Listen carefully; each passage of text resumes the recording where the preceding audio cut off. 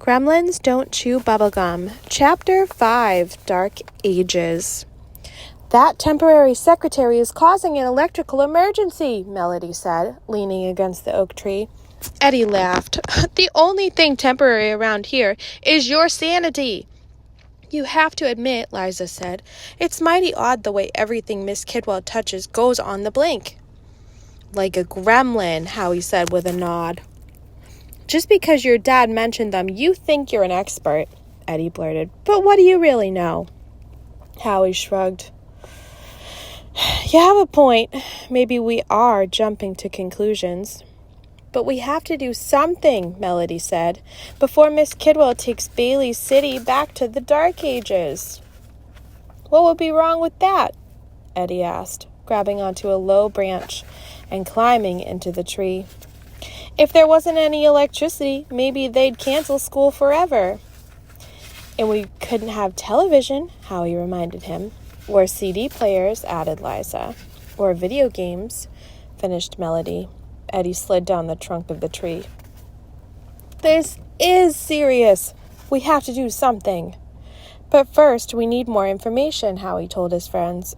And I know just the place. Where? His three friends asked at once. Fats, Howie told them. Meet back here in 10 minutes with your bikes. 15 minutes later, the kids started the long ride to the Federal Aeronautics Technology Station. Fats was located at the very edge of Bailey City. It took them nearly a half an hour just to get there. They leaned their bikes against the 8-foot-tall wire fence that circled the station. I didn't realize it was so far, Liza panted, trying to catch her breath. It took forever to get here. We could have been here in half the time if you put more power into pedaling, Eddie griped. Liza went as fast as she could, Melody interrupted. And we're here, so stop complaining. Fine, Eddie snapped. But how are we going to get past this fence? No problem. Howie walked up to a small post by the driveway and pushed a big button. Static exploded from a little black speaker perched on top of the post. May I help you? A woman's voice boomed from the box. It's Howie Jones. I'm here to see my dad. The box was quiet for a few seconds before the static continued. Please follow the drive to the front door. Slowly, the tall gate swung open. As soon as the four friends were inside, the gate shut with a loud clang. How can your dad work all locked up like this? Melody said with a shiver. We're locked up every day in school, Eddie mumbled, and they expect us to work. We're not really locked up, Liza said. Howie ignored Eddie and Liza. They have to be careful, he told Melody, as he led the way toward the sprawling concrete building. Fats is involved in top-secret experiments. A pretty woman in a long white lab coat met them at the front door. She glared down her pointy nose at them. Your father is waiting for you.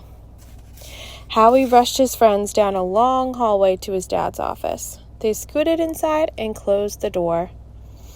Howie's dad was sitting at a computer, but he stopped typing when the kids came in.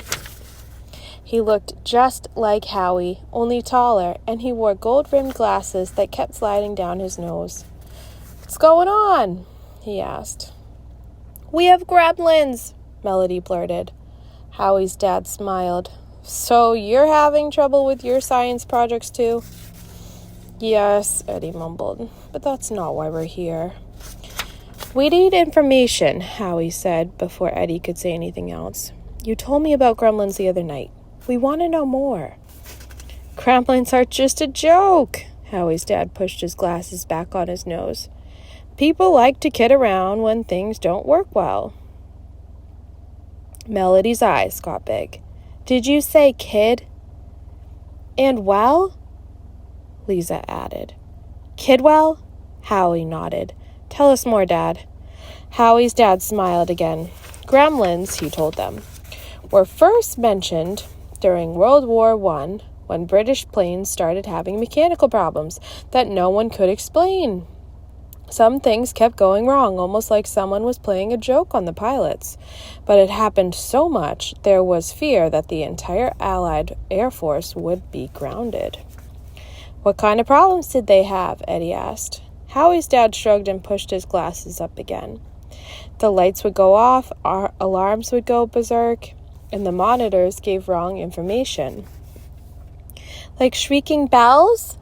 Melody asked quietly, as if she were afraid to hear the answer. "And clocks telling the wrong time?" "Why, yes," Howie's dad said. "Those are two of the problems many pilots reported." Howie nodded. "How did they figure out it was a gremlin?" "Nobody really knows for sure," Howie's dad warned. But there were consistent reports from pilots about seeing a small creature with wild hair messing with the equipment during flights. "Did they ever catch her?" Liza asked. Howie's dad shook his head and smiled. "I suppose that mischievous creature decided to go bother someone else with pranks, because no one ever found her." Melody let out a little groan. "Oh, I think we found her, and she's working at Bailey Elementary."